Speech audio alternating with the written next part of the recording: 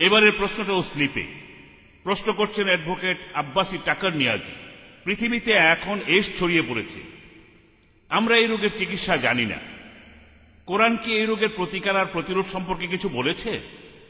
যে প্রশ্নটা করা হয়েছে, এইডস এখন আমাদের জন্য একটা হুমকি, অ্যাকোয়ার্ড ইমিউন ডেফিসিয়েন্সি সিনড্রোম। কোরআন সম্পর্কে কি বলছে? আপনি হয়তো জানেন যে প্রথম ইন্টারন্যাশনাল এইডস কনফারেন্স যেটা অনুষ্ঠিত হয়েছিল আমাদের বোম্বে শহরে 1994 সালে হোটেল অপেরা টাওয়ারে, এইডস এর প্রথম ইন্টারন্যাশনাল কনফারেন্স, আর ডক্টর মাইকেল মার্সন তিনি সেই অনুষ্ঠানে ছিলেন, হুয়ের প্রতিনিধি, ওয়ার্ল্ড হেলথ অর্গানাইজেশন। সেই সময় তিনি বলেছিলেন এই পৃথিবীতে প্রায় 1,10,00,000 মানুষ এইডসে আক্রান্ত, তার মধ্যে প্রায় 1.6% ইন্ডিয়াতে। এই শতাব্দীর শেষে পৃথিবীতে প্রায় 400 কোটি এইডসে আক্রান্ত হবে, তার 1,10,00,000 থাকবে ইন্ডিয়ায়। 25%-এরও বেশি রোগী হবে ইন্ডিয়ায়। তিনি আরো বলেছেন যে 5 বছরের মধ্যে, আগামী 5 বছরে এই রোগের কোনো ঔষধ বের হবে না। কেউ এখনো এই রোগের কোনো ঔষধ বের করতে পারেনি। প্রতিরোধী সেরা উপায়, প্রতিকার নয়, প্রতিরোধ।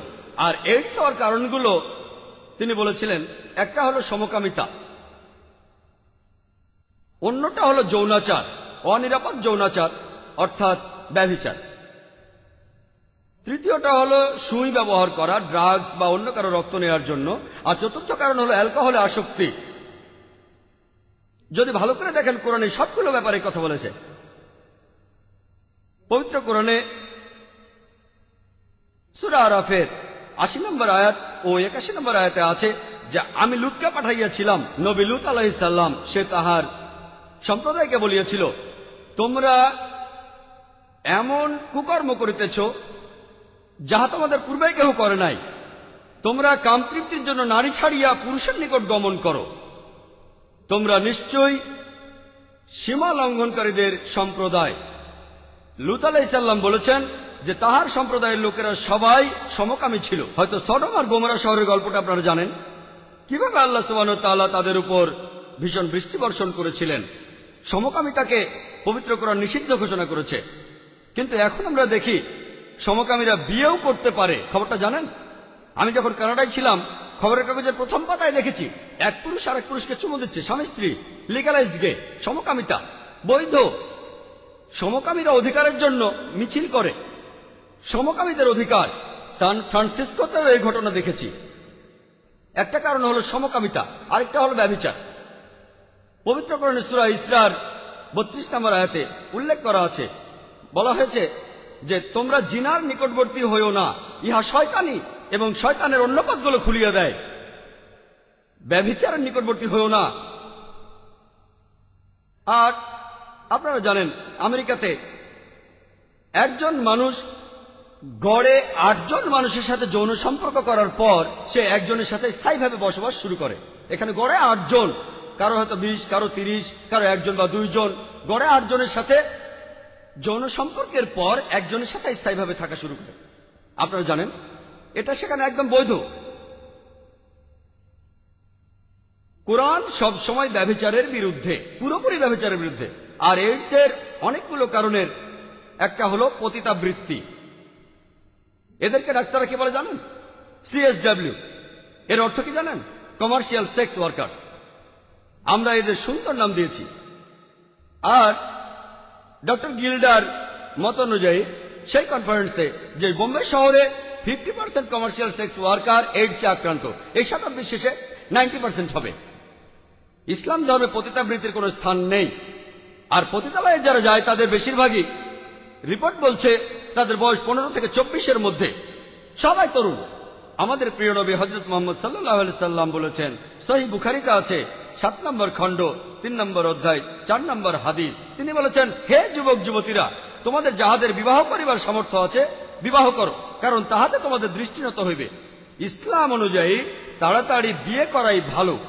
এতে করে ব্যভিচার বন্ধ হবে, যথেচ্ছ যৌনাচার বন্ধ হবে, এতে করে সমকামিতাও বন্ধ হবে। সেজন্য আমাদের নবী বলেছেন, বিবাহ তোমাদের অর্ধেক দিন পূরণ করবে।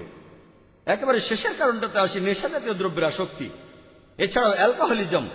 বেশিরভাগ যারা পতিতালয়ে যায় 90% তারা মদ পান করে।